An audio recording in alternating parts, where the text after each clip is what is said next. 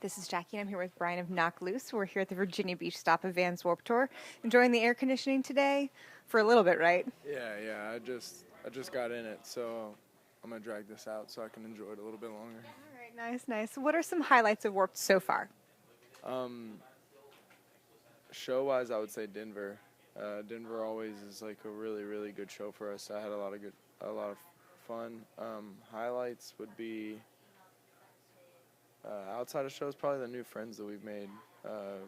We've been lucky enough to make a lot of friends, especially in our little corner of Warped at the Full Sail stage. All the guys in Movements, Trophy Eyes, Boston Manor, we've gotten pretty close with them already. So I'm very grateful to be able to say that I've made a lot of new friends on this tour. Excellent, very good to hear. Growing up in Kentucky, what were some of your musical influences? Um, Really just anything heavy. I try to listen to like all different types of music, and especially when it comes to heavy music, like whether it be like punk or death metal, like, and everything in between. There's a lot of bands from Kentucky that really helped us along the way, and like really helped teach us how important like the hardcore scene is, like Another Mistake, Damaged Goods, bands like that, um, who I'm like still very good friends with, and they still teach me things like every time I'm with them. So like I'm very grateful to be able to say that I have them in my life. I even got Another Mistake tattoo. Like all my friends, like they're like my best friends, and like, why are you getting us tattooed on you? But like that was just like the hardcore band in Louisville for when I started going to shows. That was like always there kind of thing. A lot of kids here at Warped Tour, and just people in general, tend to turn to music when times get tough. Why do you think that is? I think that a lot of musicians use this style of art as like an outlet.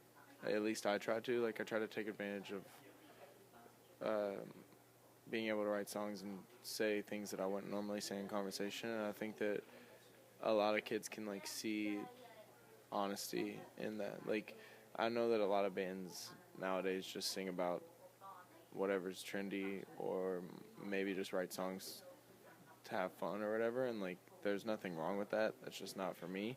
I think that when an artist is like truly honest and just puts everything out there, somebody appreciates that honesty and maybe can relate to it, or maybe relate it to problems that they have in their own life, and it could help people. I mean, it's helped me in the past. So What were some artists that you turn to when times get tough? um I don't know really. I think it changes. I try to stay pretty up to date on like new music, so I think that it changes as things come out, kind of thing. I'm a huge sucker for sad music, like anything sad, like whether it be like pop music that's like just really sad, or like every spectrum of something that will make me feel sad. I love it. Um, but I don't know if there's anything specifically that I could mention. Sad pop music. Is there really such a thing? Yeah, I think so, because like I don't know, it's funny because the radio will sometimes take songs and like add like poppy drums to them. Okay. But like if you listen to the words, it's funny. Like I've gotten to talk about this before. There's a specific song on the radio where the chorus of the song is, "I've got to stay high all the time to keep you off my mind." It's a very like that's sad. Right. That lyric is sad, but like they put it with like a like poppy undertone, and it like just goes in one ear and out the other for most people because it's just a catchy song. You know what I mean? But the whole song is like really sad, and I love that. I'm a sucker for that kind of pop music, like female singers over like electronic beats that sound really sad is like my favorite stuff. That's so interesting because Tovlo, who writes that song, is sort of known for being like the techno emo girl. So that's like kind of the perfect fit. But let's talk about your music. How do you feel the band's sound has evolved from like your pop culture EP to laugh tracks and beyond? I think that it's evolved a lot. I hope everybody notices it as much as I do. But I feel like we tried a lot of new things with laugh tracks that we were maybe like too afraid to try on pop culture. I also think the pop culture was like so rushed just because we were eager to be a band. You know what I mean?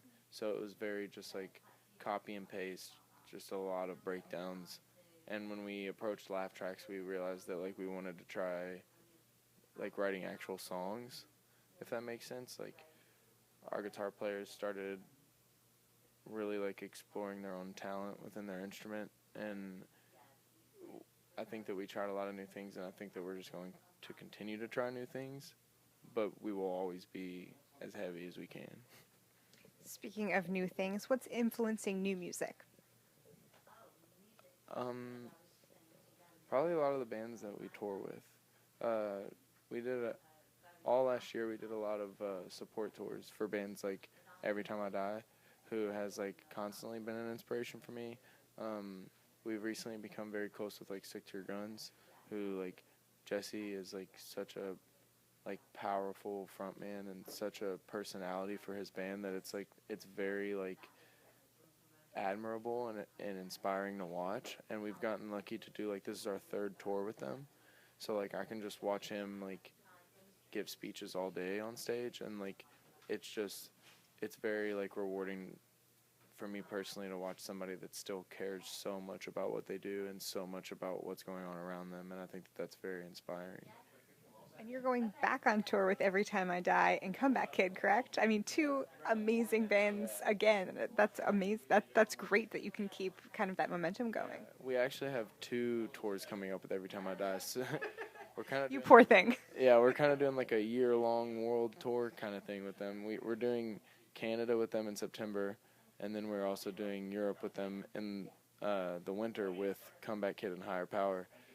And it's awesome. Like, to me, it's best case scenario because I've listened to that band since I was in middle school. So you can't just tour the U.S. with them for an entire year. So I get to tour like different countries with them for an entire year, and it's awesome. I really like it. I'm lucky to be able to call them my friends now. That's a great group of guys. I mean, talented and kind. I mean, that's not something you always find every day in music. To top all of that touring off, you're also nominated for an APMA this year, Best Underground Band. What's that like to be nominated for an award for what you do? It's honestly crazy. Like, I never thought that we'd be nominated for an award. Like, I don't know, when we started the band, we just wanted to be really heavy. And, like, honestly, when we started the band, I said that I would never tour. Like, I was in college at the time, and I was like, I just want to, like, write some music with my friends. But then things started to kind of pop off, and we just, like, ran with it.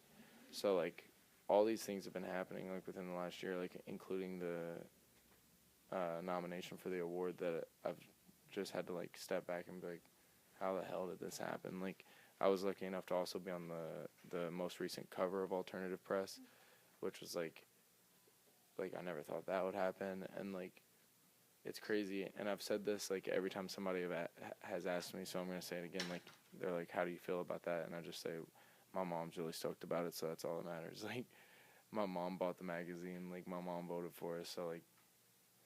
That's a pretty good benchmark. Mom's proud. Happy. Yeah. Happy mom, happy life. I like that. So what's up next for you? So you've got 2 back-to-back tours. You're going to be pretty much set for the rest of the year, right?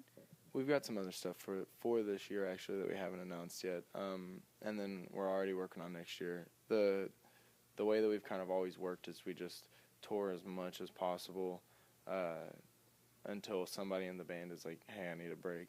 And then we'll take, like, 2 months off, whether that be to write or, like, still stay busy but just not on the road, and then we get right back on it. So in between the Every Time I Die tour and Warp tour, we had 2.5 months off, and that was more than enough time. Now we're ready to just, like, be on the road for the rest of the year, and we've got some cool stuff yet to be announced. That's an excellent tease. Stay tuned for much more from Knock Loose. This is Jackie. Thanks to Chorus FM and One Avenue.